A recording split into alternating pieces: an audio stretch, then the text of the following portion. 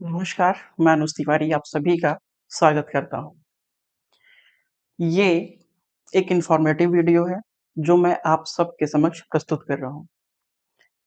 इसका किसी कॉम्पिटिशन से या किसी एकेडमिक क्लास से कोई लेना-देना नहीं है। ये इम्पोर्टेंट है आप सभी के लिए, उसका एक सबसे बड़ा मेन रीज़न है कि हम और हमारी टीम अपने आप को रीस्टार्ट कर रही है। रीस्टार्ट करने का मतलब है कि ये नहीं है कि हम पहली बार स्टार्ट कर रहे हैं किसी चीज़ को।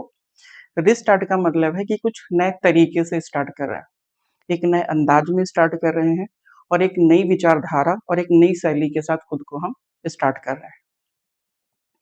सो इस क्लास में हम सबसे पहले ये जानने की कोशिश करेंगे या फिर इस सेशन में हम ये जानने की कोशिश करेंगे कि हम कौन हैं? पहले ये जानना ज़रूरी है। हमारी टीम में कौन है? और हम क्या करने वाले हैं? और हम करने वाले क्यों हैं? उसके पीछे का एक रीज़न और दूसरी ख़ास बात है कि हम आपको क्या देने वाले हैं। और इन सब में सबसे इम्पोर्टेंट है कि क्या नया होने वाला है आप सभी के लिए। क्लियर?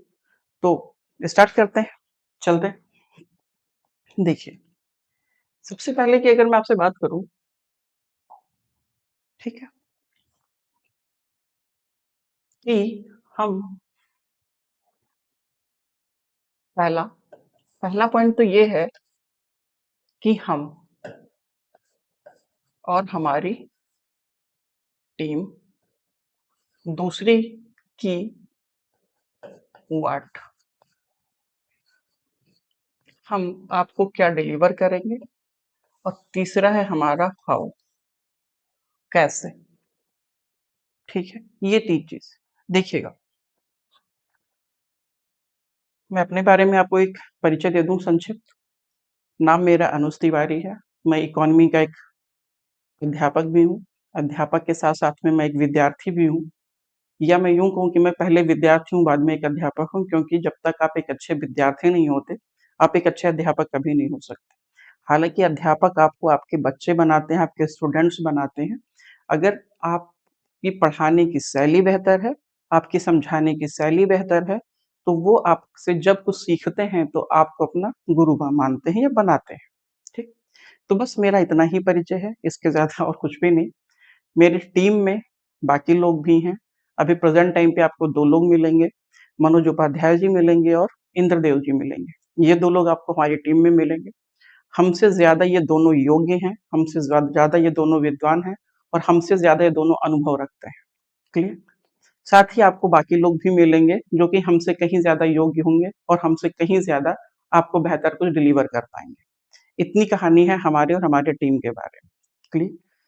जितने भी लोग हैं साथ में, उन सबको प्रॉपर सिविल का अनुभव है, सिविल देने का अनुभव है, कई लोगों को मुख्य परीक्षा का अनुभव है, कुछ लोगों को साक्षात्कार का भी अनुभव है और साथ ही में हो सकता है कुछ लोगों से आपकी मुलाकात ऐसी हो जो शायद चयनित भी हैं, ठीक है? अगर वो आ पाए तो। बट अभी सामान्यतः आप हम 3-4 लोगों से रूबरू होंगे। ये है हमारे बारे में। दूसरी सबसे ख़ास बात है कि हम स्टार्ट क्यों कर रहे हैं? सबसे इम्पोर्टेंट चीज़ है व्हाट के साथ ही में मैं यहाँ लिख रहा हूँ व्हाई। व्हाई व्हाई में एक चीज़ है वो है प्रॉब्लम, ठीक? प्रॉब्लम्स क्या है? हम थोड़ा-सा इस पे चर्चा करेंगे, फिर हम उनके सॉल्यूशंस पे बात करेंगे। चूँकि हमें सिविल का अनुभव है, तो हम आपके साथ सिविल की ही जानकारी साझा कर पाएँगे। पहली चीज़ तो ये। अगर हम सिविल की बात करें, तो हमारी टीम सिविल में स्टेट पीसीएस,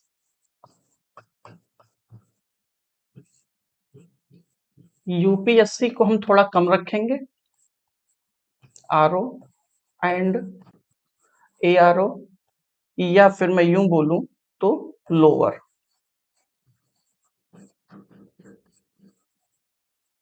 लोअर एग्ज़ाम, ठीक? इतनी कॉम्पिटिशन्स में हमारी टीम सक्षम है आपके साथ अपने अनुभव को साझा करने के लिए। यहाँ पे जो मेन प्रॉब्लम निकल कर के आती है, वो प्रॉब्लम निकल के आती है कि जब हम पेपर को कर रहे होते हैं या फिर जब हम एग्ज़ामिनेशन हॉल में होते हैं, तो जो गलतियाँ हमसे वहाँ पर होती हैं, हम उसे कैसे कम कर सकें। एक बात याद रखिएगा, हम एग्ज़ाम में इसलिए नहीं बाहर होते हैं कि हमें कोई चीज़ नहीं आ रहा है। बल्कि हम इसलिए बाहर होते हैं क्योंकि जो प्रश्न आ रहे थे वो हमसे गलत हो गए। इसका एक सबसे बेसिक रीज़न ये है, जैसे मान लीजिए कि आपने कोई प्रश्न अटेम्प्ट किया, ठीक है?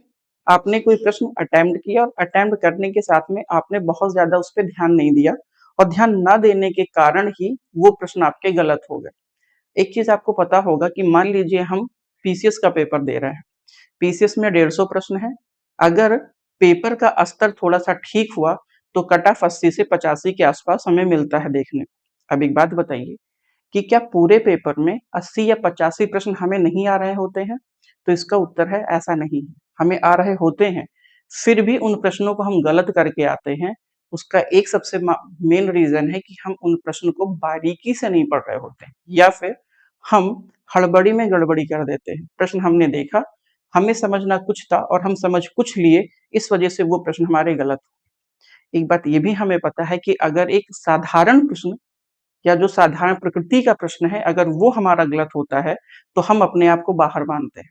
फिर हमें कोई अंदर नहीं कर पाता क्योंकि कठिन प्रश्न सबके गलत होते हैं बट आसान प्रश्न किसी के गलत नहीं होते, खासकर उन विद्यार्थियों के तो बिल्कुल भी नहीं गलत होते हैं, जो मेंस दे रहे होते हैं।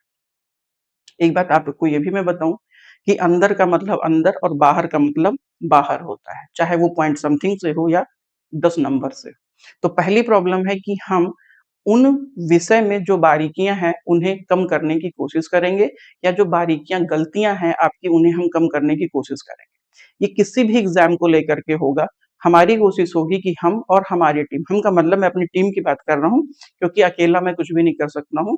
हम सबके साथ में बहुत सारे लोग हैं, मिल के काम करेंगे, ठीक है? सो यहाँ पे अगर मैं बात करता हूँ इनकी, तो इनमें सिविल में हम क्या करने वाले हैं, आगामी सबसे पहला हमारा जो पेपर लगा हुआ है, वो लगा हुआ है पीसीएस का और यूपीएससी का, ठीक? अगर मेरे दोस्त मैं आपसे बात करता हूँ थोड़ा-सा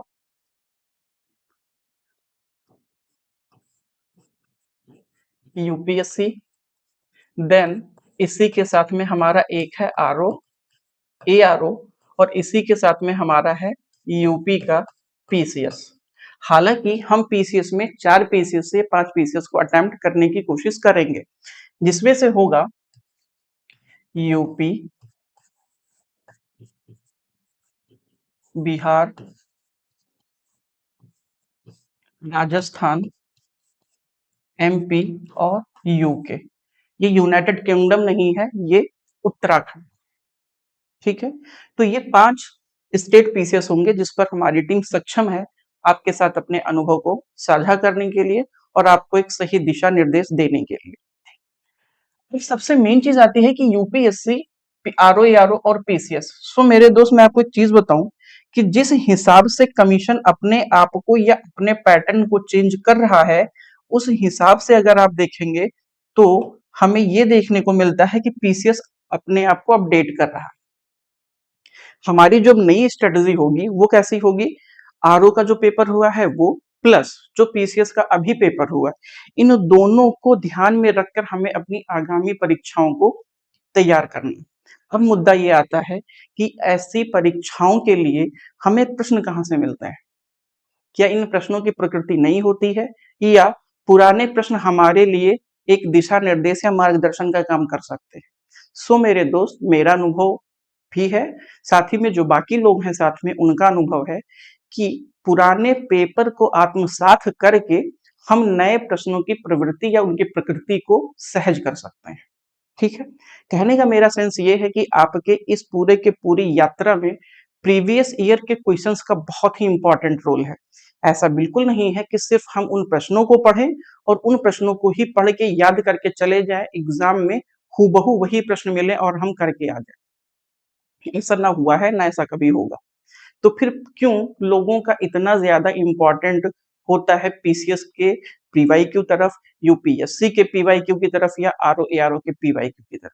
क्यों कहा जाता है कि आप मेंस के क्वेश्चंस देख लीजिए, या अगर आप पढ़ पाएँ तो जो नेट के पेपर्स क्वेश्चंस होते हैं उन्हें पढ़ लीजिए, या फिर जो आपका कमीशन है उन कमीशन के माध्यम से जो भी पेपर करवाए गए हैं विगत 2 वर्षों में, उनके सामान्य अध्ययन के प्रश्न आप देख के चलें। ऐसा कहा जाता है हमसे। तो ये कहने का तात्पर्य वहां पर है कि आप उन प्रश्नों को ना देखें, उन प्रश्नों की प्रकृति को देखें और उन प्रश्नों की प्रकृति के साथ जो आपकी समझ बन रही है उस समझ को आत्मसात करना है और उन प्रश्नों के पूरे टॉपिक्स को कवर कर लेना है। एक प्रश्न जब मान लीजिए एग्जाम्पल के तौर पे मैंने आपसे पूछा कि भारत निम्नलिखित में से किस राज्य से, भारत में जो कर्क रेखा है निम्नलिखित में से किस राज्य से होकर नहीं गुजरती है, इस पैटर्न पे आपको 10 से 12 प्रश्न मिलेंगे। ठीक है, तो अगर आप उन 10 से 12 प्रश्नों को 12 प्रश्न याद करेंगे तो शायद हो सकता है गलत हो जाए, या फिर एक प्रश्न बहुत हल्का सा मैं लाइन चेंज कर रहा हूं, निम्नलिखित में से किस शहर की दूरी कर्क रेखा से न्यूनतम है, या फिर मान लीजिए हमने कुछ स्थान दे दिया और हमने पूछा निम्नलिखित में से देशांतर जो हमारी रेखा है या फिर मानक या उत्तर है वो कौन सा नजदीक या कौन सा दूर पड़ रहा है। ठीक, ये प्रश्नों की प्रकृति लगभग सबकी एक जैसी है, इनमें कोई भी अंतर नहीं है, बट जब हम प्रश्न को याद करके जाते हैं तो गलत होता है हमारा। लेकिन वहीं पे अगर हमने कर्क रेखा पढ़ा और कर्क रेखा पढ़ने के साथ में हमने ये देख लिया कि जितने भी राज्य हैं 8 राज्य हैं, उन 8 राज्यों को सीक्वेंस में याद कर लिया, या फिर हमने ये देखा कि जैसे आप कोड तरीके से बना के याद करते हैं तो उसमें प्रॉब्लम्स आती है कि कर्क रेखा का पूरब से पश्चिम या पश्चिम से पूरब सीक्वेंस में लगाना है, वहां हम गलत करके आते हैं।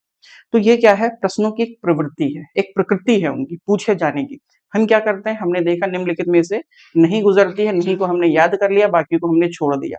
तो हमें ऐसा नहीं करना, हमें पूरा का पूरा कर्क रेखा को पढ़ना है, कर्क रेखा कहाँ से गुजरती है वो पढ़ना है, पूरब से पश्चिम, पश्चिम से पूरब ये पढ़ना है, कौन से राज्य नजदीक हैं उन्हें पढ़ना है, और सबसे खास बात है कि कर्क रेखा पर विश्व के अन्य जितने देश हैं हमें उन्हें भी पढ़ के निकालना।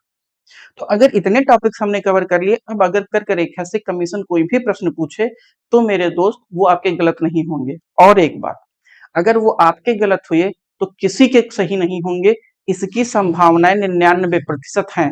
1% उन्हीं का सही होगा जिनका तुक्के से सही होगा या फिर अन्य व्यक्ति, बाकी आप समझदार हैं। तो हम क्या करने वाले हैं कि हम यहां पर सबसे पहले जो फोकस करेंगे वो यूपी पीसीएस को करेंगे, और यूपी पीसीएस के साथ ही में आरओ एंड एआरओ को करेंगे। इसका करने का मेरा एक सबसे खास रीजन ये है, आपको दिख नहीं रहा होगा, मैं पेन चेंज कर ले रहा हूं। इनको स्टार्ट करने का एक सबसे मेरा बेसिक रीजन ये है कि ये परीक्षाएं आपकी नजदीक में है, हमें पहले इन पे फोकस करने की आवश्यकता है। सो हम जब भी इन पेपर्स को तैयार करेंगे तो सबसे पहले हमारी टीम क्या करेगी कि आपको सारे पीवाईक्यू तैयार होंगे। ठीक है, पीवाईक्यू तैयार होंगे। ये पीवाईक्यू सिर्फ ईयर वाइज ही नहीं होंगे, ये सब्जेक्ट वाइज भी होंगे, प्लस ये न्यू पैटर्न्स पे भी होंगे, जैसा इस समय कमीशन की डिमांड है। तो हम ये क्या करने वाले हैं कि हम पीवाईक्यू को भी तैयार करेंगे, ईयर वाइज पीवाईक्यू देखेंगे। मान लीजिए 2024 का पेपर है तो 24 का पूरा तैयार करेंगे। फिर हम देखेंगे कि पीवाईक्यू में सब्जेक्ट वाइज पीवाईक्यू, जैसे हमने हिस्ट्री उठाया तो 2000 से लेकर के 2024 के इतिहास के सारे प्रश्न हमने आत्मसात कर लिए। अब एक कॉमन सी बात बताइए, अगर पीवाईक्यू को ही हमने 2000 से लेकर 2024 तक हर एक प्रश्न को तैयार कर लिया और उन प्रश्नों के साथ में उस विषय को या उस टॉपिक को हमने तैयार कर लिया, तो क्या विषय हमसे छूटेगा? कभी नहीं छूटेगा। अगर छूट भी रहा है तो हम कुछ नए प्रकृति के प्रश्नों को देखेंगे, वहां से हम कवर करेंगे। क्लियर हुआ? इसके साथ ही में हम क्या करेंगे, एआरओ के लिए हम 1 घंटे का पर डे हिंदी का सेशन तय कवर करेंगे। पर डे हिंदी का एक सेशन। आरओ आरओ की स्ट्रेटजी पे हम बात करेंगे, बट अभी मैं आरओ आरओ पे बात कर रहा हूँ चूंकि पिछले पेपर है वो विगत वर्षों का है, संभावनाएं भी हैं होने की, कब होगी ये नहीं पता बट होगा जरूर, ये हम कह सकते हैं। अगर जून जुलाई में हुआ तो भी होगा, आगे हुआ तो भी होगा, बट होगा जरूर। तो इसके लिए हमें जरूरी है कि हमारी तैयारी लगातार होनी चाहिए।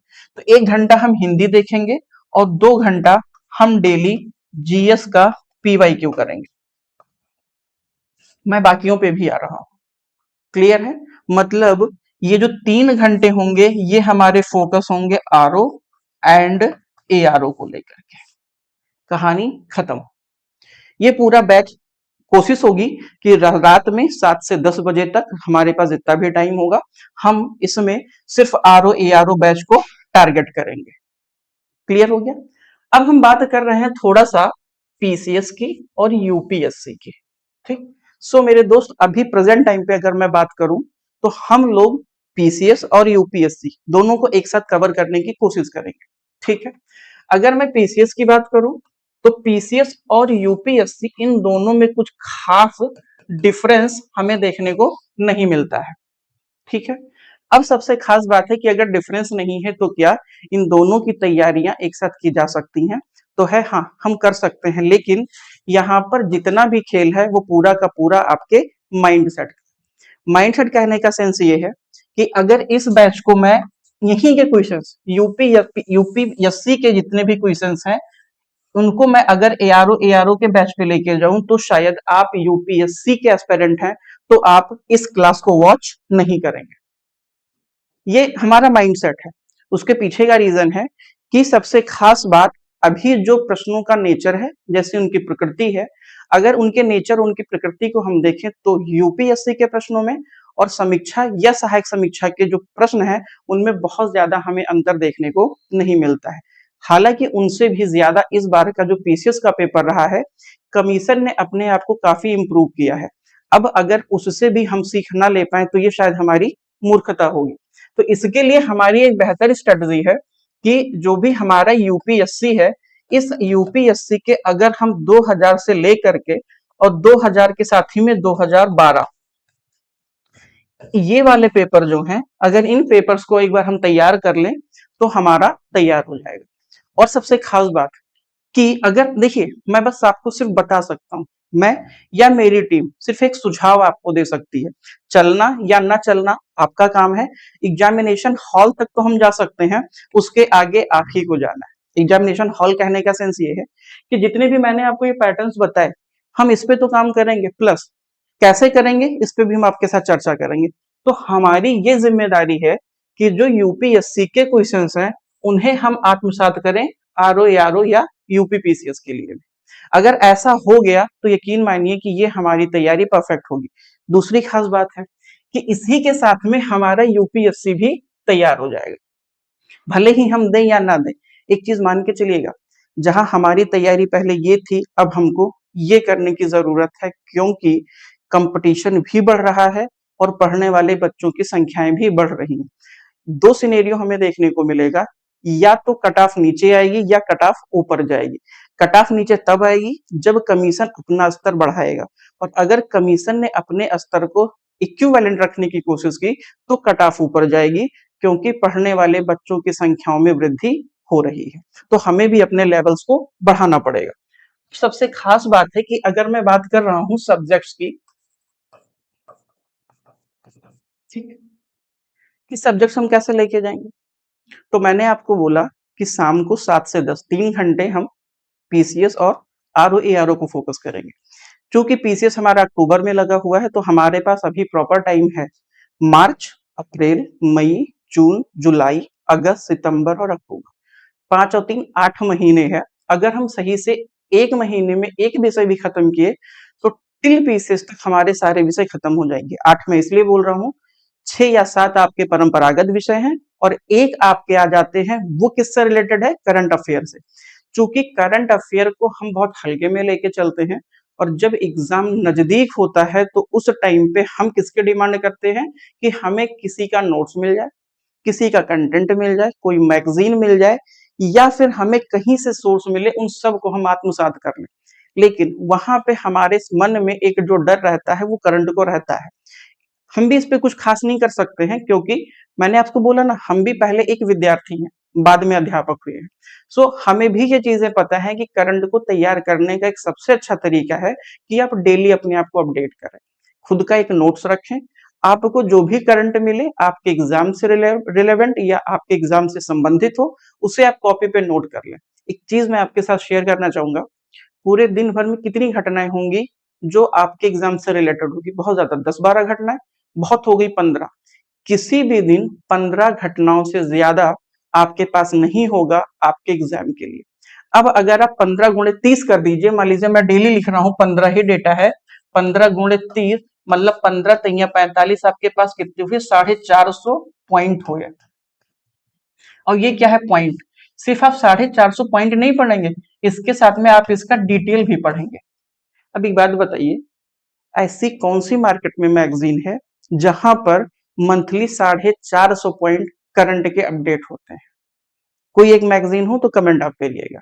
450 पॉइंट आपको कभी नहीं मिलेंगे, बट वो आपकी मैगजीन है, आपको भरोसा है क्योंकि आपने उसको डेली बेसिस पे अपडेट किया है।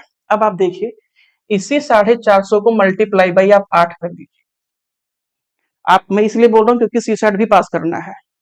तो 8 पंचे 40, जीरो कितना बचा, 4, और 8 चौके 32 और 4 36, एक जीरो, मतलब कितने पॉइंट हुए आपके पास, 3600 पॉइंट। अभी बात बताओ, क्या करंट 3600 पॉइंट्स के बियॉन्ड होगा? बस शर्त इतनी है कि इसके स्रोत सही होने चाहिए, सोर्स सही होने चाहिए। नहीं मिल पाए तो आप किसी अच्छे टेलीग्राम को फॉलो करिए जहां पर आपको मिल जाए। हमें यहाँ पे हार्ड वर्क नहीं करना है, स्मार्ट वर्क करना है, और स्मार्ट वर्क हमें हार्ड वर्क के साथ करना है। क्लियर हुआ? तो करंट खुद के फोकस करिए। हम इसमें बस इतनी आपकी हेल्प करेंगे कि करंट हम डेली अगर नहीं ले पाए तो हम वीकली करंट लेंगे। मैंने आपसे कहा ना कि हम क्या करेंगे, उसी पे मैं चर्चा करने वाला हूं। तो हम लोग मंडे टू फ्राइडे ये हमारा जीएस एंड हिंदी ये दोनों जाएगा। एंड देन जो हमारा सैटरडे है, इस सैटरडे में रिवीजन क्लास होगा। और ये रिवीजन भी किसका होगा, जो हमने 5 दिन जीएस पढ़ा है वो रिवीजन होगा, प्लस जो हमने 5 दिन हिंदी पढ़ा है वो रिवीजन होगा। ठीक, एक बात याद रखिएगा, नया पढ़ने से ज्यादा जरूरी है पुरानी चीजों को याद रखना। अभी हमने थोड़ी देर पहले कहा, हम एग्जाम में बस इसलिए बाहर हुए हैं क्योंकि जो प्रश्न हमें आ रहे थे, लैक ऑफ रिवीजन हमने गलत कर लिया है। फर्क बस इतना है। तो नया पढ़ने से ज्यादा जरूरी है पुरानी चीजों को याद रखना। तो शनिवार को हमारा सिर्फ एक सेशन चलेगा, वो रिवीजन का चलेगा। देन जब हम संडे पर आएंगे तो संडे पे हमारी कोशिश होगी कि यहाँ पे हम करंट लेंगे और इसी के साथ में आपके साथ डिस्कशन होगा, और जो डिस्कशन होगा वो एग्जाम ओरिएंटेड हो। क्लियर है? एक चीज समझिए, और अगर पढ़ने से ही नौकरी मिलती तो शायद हमें और आपको बहुत पहले मिल चुकी होती। आपसे कम जानकार लोग विभाग में बैठे हैं और विभाग से कम जानकार लोग बाहर बैठे हैं, तो सही उनसे ज्यादा जानकार बाहर बैठे हैं। फर्क कहां पर था कि उनका फर्क यही था कि हमें एग्जाम ओरिएंटेड इंफॉर्मेशन नहीं थी। फर्क इतना ही है। आप किसी विभाग में एक बार विजिट कर लीजिए, आपके मन में भी यही आएगा कि किस चूतिया आदमी ने इसका सिलेक्शन किया है। ये क्लियर है, क्योंकि पता यही चलेगा कि इथिकल वैल्यूज ही उसके अंदर नहीं है। फिर हम सोचते हैं कि जीएस के 4th पेपर को लाया क्यों गया। ठीक है, तो एक बात याद रखिए कि हम अपनी जानकारी के अभाव में बाहर नहीं है, हम बाहर हैं अपनी स्ट्रेटजी को लेकर।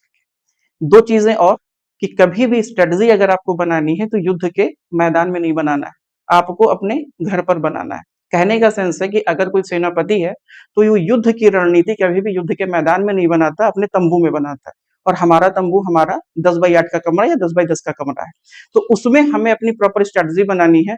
और एक बात, 150 प्रश्न में पास होने के लिए सही तरीके से 90 प्रश्न चाहिए। आरओ एआरओ में सही तरीके से पास होने के लिए हमें 125 चाहिए।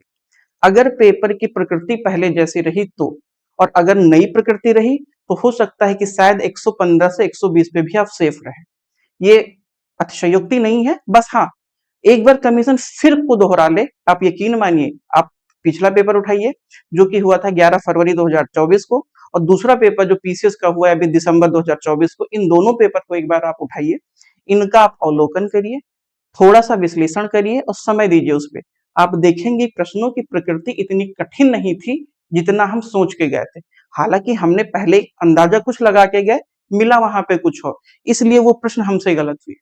सो कहने का सेंस ये है कि पेपर की प्रकृति अच्छी है। और एक बात और, प्रश्नों का लेवल ठीक है, तो जाहिर सी बात है अगर प्रश्नों का लेवल ठीक है तो हमें अपने लेवल को बढ़ाना है। अब अगर लेवल वही रहा तो कट ऑफ 115 120 के ऊपर नहीं जाएगा। मतलब हिंदी का रोल रहेगा जैसे पहले था, दूसरी बात है कि हिंदी अगर कोई बच्चा मेंस दिया है आरओ का, तो वो गारंटी है कि 55 के ऊपर सही मार के आया है। मतलब अगर 55 के हमने नीचे मारा तो ये अतिशयोक्ति ही होगा कि शायद हम आरओ का मेंस दे रहे हैं। हो सकता है जीएस हमारी बहुत अच्छी हो, अभूतपूर्व प्रदर्शन हम करके आए हों, पहले ही प्रयास में हम झंडे गाड़े, वो एक अलग का सिनेरियो है। बट हम अपवाद नहीं है, सामान्य है। सामान्य में यही है 55 से प्लस हिंदी हो और जीएस जितना आप कर पाए सुरक्षित, उतना अगर आप लेके चलेंगे तो आरओ भी इजिली हो जाएगा। भाई जीएस फिर 65 ही तो बचा सही तरीके से, या 70 मान लीजिए। 140 में 70 हमारा सेफ जीएस चला जाएगा, और अगर हम 55 भी लेकर के गए तो मान के चलिए कि 120 के हम ऊपर निकल जाएंगे। ये सेफ स्कोर है, क्योंकि हिंदी का वेटेज मेंस में ज्यादा है, इसीलिए लोग पहले से हिंदी को ज्यादा आत्मसात करते हैं और प्रीलिम्स में वो थोड़ा सा स्कोर ऊपर लेके जाते हैं। क्लियर हुआ? तो सबसे खास बात है कि ये हमारी पूरी की पूरी स्ट्रेटजी जाएगी। ये हो गई पीसीएस को लेके, आरओ आरओ को लेके, क्योंकि हम सबसे ज्यादा फोकस इसी पे करने वाले हैं। यहीं पे एक इंफॉर्मेशन मैं आपको और शेयर कर दूं कि हमारी ये कोशिश है, हालांकि हम इसे एग्जीक्यूट करने की भी कोशिश करेंगे, कि पीसीएस को लेकर के, आरओ को लेकर के नहीं, क्योंकि इस बार आरओ में अभी कम समय बचा है। बट हाँ, पीसीएस में हमारे पास 8 से 9 महीने हैं, 8 महीने हैं। इसके लिए हम टेस्ट स्टार्ट करने वाले हैं, जो कि ऑफलाइन होगा। ऑफलाइन का मतलब ये है कि ये चुनिंदा शहरों में होंगे, जिससे ऑनलाइन भी अवेलेबल होगा। ये ऑनलाइन आप हमारी एप्लीकेशंस पे भी ले सकते हैं, या फिर आप कांटेक्ट करके उसका पीडीएफ भी ले सकते हैं। ठीक है, बट हाँ, ये फ्री नहीं होगा, निशुल्क नहीं होगा, पेड होगा। एक सबसे इंपॉर्टेंट चीज, हमारे यहाँ पे कोई भी चीज निशुल्क नहीं होगा, एक अफोर्डेबल होगा। फ्री नहीं होगा, अफोर्डेबल होगा। उसका मेन रीजन है मेरा, मेरी टीम का भी, कि जब हम अच्छी चीजें भी मुफ्त में दे रहे होते तो शायद सामने वाले को उसकी वैल्यू नहीं होती है। एक चीज मैं आपसे कहूंगा, जब हम सरकारी अस्पताल में भी दवाई के लिए जाते हैं ना, तो पर्ची 1 रुपए की कटवाते हैं। ठीक, तो यहाँ भी मिनिमम अगर हम कोशिश किए ना, तब भी 1 रुपए तो आपसे लेके ही रहेंगे। अगर आपको लगता है कि हम और हमारी टीम उतना भी डिजर्व करती है, तो आप उसको पेमेंट करें। पेमेंट करने के बाद में आप सारी सर्विसेज ले सकते हैं, बट निःशुल्क नहीं होगा, इतना मैं आपके साथ वादा करता हूँ। सो ये हम करेंगे टेस्ट को लेकर के, ये हम करेंगे पीसीएस और आरओ एआरओ को लेकर के। अब मुद्दा बचता है हमारा थोड़ा सा यूपीएससी। मैंने स्टार्टिंग में आपसे कहा, यूपीएससी में हम उतना दावा इसलिए नहीं कर पा रहे हैं, क्योंकि ना हम ऑप्शनल सब्जेक्ट पे आपके साथ हो पाएंगे, और ना ही हम आपके साथ मेंस पे हो पाएंगे। उसका बेसिक एक रीजन ये है कि इसकी जो तैयारी है वो थोड़ा सा लंबा है। मेंस बहुत ज्यादा कॉन्सेप्चुअल है, और हमारे पास इतना पेशेंस नहीं होता कि हम लगातार लग पाए। हाँ, अगर आप लगातार लग पाए तो भरोसा रखिए टीम उसमें भी सक्षम है कि हम उसके मेंस की तैयारी करवा सकते हैं। लेकिन हमारा पूरा फोकस है पीसीएस और आरओ को लेकर के। ये हम दावा करते हैं कि पीसीएस और आरओ हम बेहतर करवाएंगे। टॉप तो आप भले ना करें, लेकिन हाँ, उत्तीर्ण होने की संभावनाएं व्यापक होंगी, इतना वादा है। इसके लिए हम, बाकी अगर मैं यूपीएससी की भी बात करूं, तो इसके लिए दिन में हमारी कोशिश होगी कि एटलीस्ट 2 सब्जेक्ट हम जरूर कवर करेंगे। इतना भी भरोसा आप रखिए कि टिल पेपर तक पूरा जीएस आपका कवर हो जाएगा। इसको भी मैं आपके साथ शेयर करना चाहूंगा। इसलिए मैं बोल रहा हूं क्योंकि यूपीएससी और आरओ एंड एआरओ कंफर्म तो नहीं है, कंफर्म तो नहीं है, बट ये है मई में, ये है जून या जुलाई में। संभावनाएं तो यही है, होना ना होना बात की बात। अगर ये हुई तो इन दोनों का जीएस हम एक साथ कवर करके चलेंगे। ठीक, आप देखेंगे कि दोनों के जीएस में आपको थोड़ा सा ही अंतर मिलेगा, सिर्फ माइंडसेट का। और अगर आपने माइंडसेट हटाया तो यकीन मानिए कि यूपीएससी का पेपर आपको पीसीएस और आरओ में मिलेगा, निसंदेह मिलेगा। सो यहाँ पर जो भी फैकल्टी होगी वो आपको पीवाईक्यू भी तैयार करवाएगी, और ये जो पीवाईक्यू होंगे, मैंने आपको बताया कि ये ईयर वाइज होंगे, ये सब्जेक्ट वाइज होंगे, और ये सेम एज न्यू पैटर्न्स पर होंगे। मतलब अगर हम यूपीएससी का पेपर 2024 का देख रहे हैं, तो हम पूरा का पूरा 2000 से लेकर के और 2024 तक हिस्ट्री का पूरा पीवाईक्यू को कवर कर लेंगे। क्लियर हुआ? तो हमने आपसे आरओ की बात कर ली, हमने आपसे पीसीएस की बात कर ली और हमने आपसे यूपीएससी की भी बातें कर ली। प्रीलिम्स तक हम आपका साथ देंगे, बट हाँ, पीसीएस में हम पूरी यात्रा में आपका साथ देंगे। सबसे खास बात है कि हम स्पेशल में क्या करने वाले हैं, तो स्पेशल में आपको डिस्कशंस मिल जाएगा, जो कि डिफरेंट टॉपिक्स पर होगा, करंट टॉपिक पर होगा, जिसमें आपकी समझ को हम बेहतर कर सकें। देखिए, समीक्षा और सहायक तो मान लेते हैं कि मेंस में उतना इंपॉर्टेंट रोल नहीं है, सब्जेक्टिविटी। लेकिन अगर आप पीसीएस दे रहे हैं तो पीसीएस में मेंस में पूरा रोल है सब्जेक्टिविटी का, कि आप कितना बेहतर सोच पा रहे हैं, कितना बेहतर आप किसी विषय में आपकी समझ है और समझ को आप कितना अच्छा सामने वाले के साथ प्रेजेंट कर पा रहे हैं। एक चीज आपने देखा होगा, कोई जरूरी नहीं है कि हम मेंस पहली बार दे रहा हूं, हमने हाई स्कूल लिखा है, हमने इंटर लिखा है, हमने ग्रेजुएशन लिखा है, अगर आपने पीजी भी किया तो आपने पीजी भी लिखा है। पहला घंटा हम जो सोच के जाते हैं वो लिखते हैं, बाकी 2 घंटा जो हमें जो आता है हम वो लिखते हैं। तो हमें पहले से ही अपनी मानसिकता ऐसी बनानी है कि जो 2 घंटे में हमें लिखना है वैसी मानसिकता के साथ हमें जाना है। मतलब आपका दिमाग और आपका हाथ एक साथ चलना चाहिए, आपके दिमाग में जो चीजें हैं वो आपके हाथ कर सके। इतनी चीजें हमें मेंस में करनी है और वो प्रैक्टिस से ही आएगा, अचानक से नहीं आएगा, झटके से नहीं आएगा। सो हम मेंस के लिए सक्षम है, टीम हमसे कहीं ज्यादा सक्षम है। क्लियर? तो हमने आपसे डिस्कशन कर लिया यूपीएससी को भी लेकर के। अब सबसे खास बात है कि टीम का भी ये सुझाव है कि हम आपके साथ स्टेट स्पेशल्स को लेकर भी काम करेंगे। स्टेट स्पेशल का मतलब है, जैसे मान लीजिए एक विद्यार्थी के पॉइंट ऑफ व्यू से मैं आपके साथ शेयर कर रहा हूँ। अभी रिसेंटली में हर महीने 2-3 महीने पे एक चीज बदलता है, वो है रामसर साइट्स। हमेशा कुछ ना 3-4-5 बढ़ ही रहे हैं। अब सबसे मेन मैटर है, या फिर नहीं भी बढ़ा तो टाइगर रिजर्व कहीं बढ़ गया, नहीं ये बढ़े तो कहीं उद्यान बढ़ रहे हैं, या ये भी नहीं बढ़े तो हो सकता है कि कहीं पे किसी भी एक नई जीव की खोज की गई और उस जीव जिस अभ्यारण्य में पाया गया या जिस हो सकता है कि किसी अन्य चीज क्षेत्रों में पाया गया, वो क्षेत्र हमारे एग्जाम के पॉइंट ऑफ व्यू से इंपॉर्टेंट हो जाता है। सबसे मुद्दे की बात यह है कि अगर हम पर्टिकुलर किसी स्टेट को कवर कर लें, जैसे एग्जांपल मैं दे रहा हूं, मैंने पकड़ा एमपी, मध्य प्रदेश मैंने पकड़ लिया। अगर हम मध्य प्रदेश की बॉर्डर को पकड़ लें, वहां की लोकसभा, वहां की राज्यसभा, वहां की विधानसभा और वहां की अगर विधान परिषद है तो कमेंट करिएगा विधान परिषद एमपी में है या नहीं है। तो इन अगर एक राज्य को मैंने पकड़ा, अगर हमने इन चीजों को कवर कर लिया, प्लस मेन फोकस हमने किया ज्योग्राफी पे, मध्य प्रदेश का कल्चर हमने पकड़ा हिस्ट्री को लेकर के। मध्य प्रदेश के जब हम ज्योग्राफी पे जा रहे हैं तो वहां के हमने पठार देखे, वहां के पर्वत देख लिए, वहां पे कोई नदियां हैं उनकी सहायक नदियां हमने देख ली, कोई किला है हमने किला दुर्ग देख लिया, वहां का खनिज कैसा है वो हमने पढ़ लिया, वहां पे खाद्यान्न कैसे हैं वो हमने देख लिया, वहां की जनजाति और वहां की भाषाएं कैसी हैं ये हमने अगर देख लिया, और वहां पे कितने रामसर साइट्स हैं, वहां पे कौन से अभ्यारण्य हैं, वहां पे कितने टाइगर रिजर्व हैं, इन सब को अगर हमने आत्मसात कर लिया तो फिर ज्योग्राफी के प्रश्न आपके गलत नहीं होंगे। हम ये पर्टिकुलर एक स्टेट पे नहीं करेंगे, जो मेजर मेजर 20-25 स्टेट्स हैं, हम उन स्टेट्स पे इस विषय पे चर्चा करेंगे जो आपकी समझ को और बेहतर करेगा इन कंपेरिजन पहले से। तो इतने पे हम लोग काम करेंगे। हालांकि बाकी जो टॉपिक्स होंगे उन्हें भी हम समय समय पर आपके साथ साझा करते रहेंगे। सो आपको एक चीज क्लियर हुआ कि हम किन किन चीजों पे काम करने वाले हैं। तो हमने आपसे कहा कि हम आरओ पे काम करने वाले हैं, पीसीएस पे और यूपीएससी पे। इन सब के साथ में हमारे पास अगर टाइम मिला या टाइम बचा तो हम एकाध वनडे को भी आत्मसात करने की कोशिश करेंगे। वनडे में बाकी लोग भी हैं, वो भी आपको पूरा समय देंगे।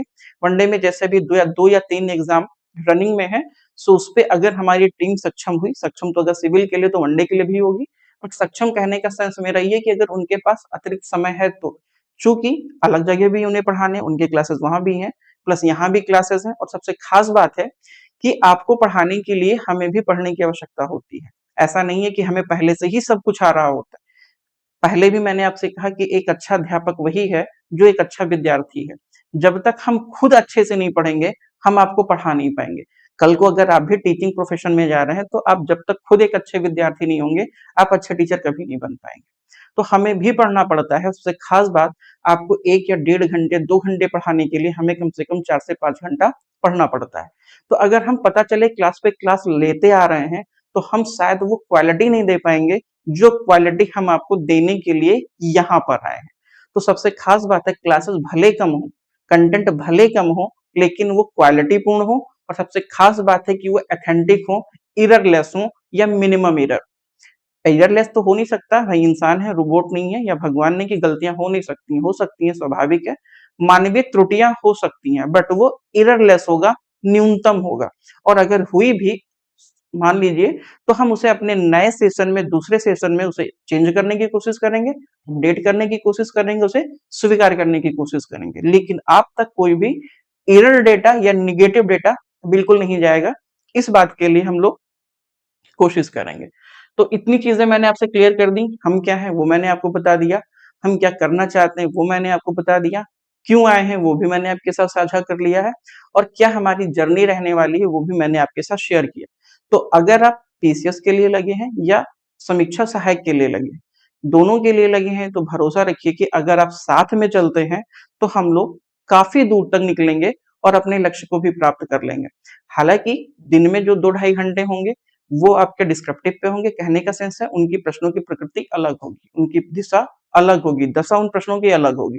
वो हम लोग कोशिश करेंगे यूपीएससी लेवल ले जाने के लिए। लेकिन अगर आप अपने आप को इनहेंस करना चाहते हैं तो वो क्लास भी आप जरूर देखें। हालांकि देखना तो सब कुछ चाहिए, क्योंकि अगर हम किसी भी विषय की तैयारी कर रहे हैं, शाम को 2 घंटे हमने जीएस देख लिया, दिन में 2 घंटे जीएस देख लिए और 1 घंटे हमने हिंदी पढ़ ली, यकीन मानिए अगर ये 3 से 4 महीने भी लगातार चला तो हम कवर कर लेंगे। और एक सबसे महत्वपूर्ण बात, अगर हम नहीं पढ़ रहे हैं तो इसका मतलब ये नहीं कि कोई और नहीं पढ़ रहा है, कोई और हमसे कहीं ज्यादा पढ़ रहा है। और अगर हम नहीं पढ़ रहे हैं तो मतलब हम पीछे हैं और बाकी लोग हमसे आगे निकल रहे हैं। सो हमें अपने समय को सही से यूटिलाइज करना है। जो भी हमारे पास टाइम है उनमें हमें ये कोशिश करना है कि कितना डेटा हमें रिलेवेंट हो वो आत्मसात करना है। क्योंकि हमें क्या पढ़ना है उससे ज्यादा जरूरी हमें क्या नहीं पढ़ना है। अगर ये पता चल गया कि हमें क्या नहीं पढ़ना है, तो जाहिर सी बात है जो भी रिलेवेंट डेटा होगा वही आप पढ़ेंगे, फालतू के डेटा पे आप बिल्कुल नहीं जाएंगे। सबसे खास बात है कि अगर आप सोशल मीडिया पे विजिट करते हैं या आप इंस्टाग्राम पे विजिट करते हैं, तो वहां का जो डेटा है बहुत ज्यादा बल्क मात्रा में है, और कहाँ से वो डेटा आ रहा है किसी को नहीं पता है। लेकिन उसको थोड़ा सा अवॉइड करना है।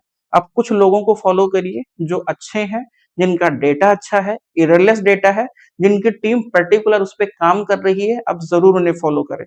इसलिए करें क्योंकि वो आपके समय को कम कर देते हैं और आप तक एक गुणवत्तापूर्ण बेहतर डेटा डिलीवर करने की कोशिश करते हैं। क्लियर हो गया? तो हम लोग मिलते हैं कल शाम को 7 बजे। 7 से 8 1 घंटे की हम हिंदी कवर करेंगे और 8 बजे के बाद फिर हम लोग जीएस कवर करेंगे। कल इस हफ्ते हम लोग 7 से 10 ही काम करेंगे। इस हफ्ते के बाद मंडे से कोशिश होगी कि पर्टिकुलर हमारी क्या शेड्यूल रहने वाली है वो हम आपके साथ साझा कर देंगे। एक बार टीम से भी बात हो जाएगी, जो भी टीम का डिसीजन होगा, क्लास की शेड्यूल्स होगी, वो आपको शेयर कर दिया जाएगा, टेलीग्राम पे भी शेयर कर दिया जाएगा। और हो सकेगा अगर हमारा कोई अदर सोर्सेज होगा तो उस पर भी शेयर कर दिया जाएगा। टेलीग्राम का चैनल आपको इस वीडियो के नीचे डिस्क्रिप्शन में शेयर कर दिया जाएगा, वहां से आप उसको देख सकते हैं। मिलते हैं नेक्स्ट सेशन में। Thank you so much.